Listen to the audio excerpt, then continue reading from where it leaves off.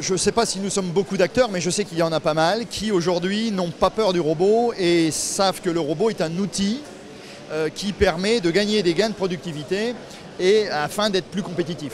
Qui dit compétitivité dit emploi ici. Voilà. Et donc, à tort, on essaye toujours d'opposer le robot à l'homme, alors que c'est l'outil d'un homme. Et derrière un robot industriel, il y a toujours un homme, c'est-à-dire des programmes, des constructions. Évidemment, il faut faire un petit peu d'effort, c'est-à-dire qu'il faut de l'effort de formation.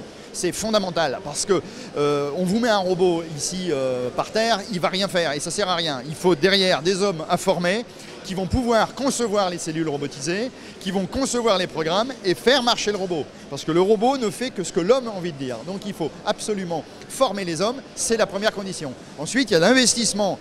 Un robot, ça ne coûte pas 3 francs 6 sous ou 3 euros 6 sous. Ça coûte assez cher, il faut bien le dire. Et une intégration, c'est quand même de l'investissement et donc il faut avoir un petit peu d'argent. Mais on est vite sur un retour sur investissement, puisque comme on gagne des gains de productivité, on amortit rapidement nos installations. Il y a toujours cette peur où alors, on imagine que ça coûte extrêmement cher.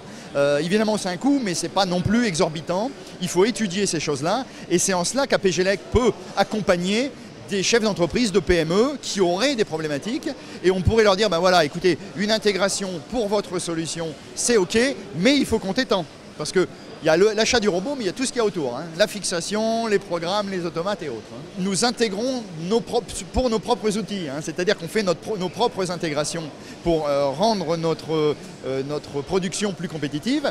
Et puis après, c'est au gré des demandes de nos clients, nous étudions tous les process possibles. Alors évidemment, il y a certains secteurs sur lesquels peut-être on n'ira pas parce que nous ne sommes pas spécialisés, mais dans tout ce qui est préhension, manutention, colisage, etc., nous sommes capables de robotiser les choses.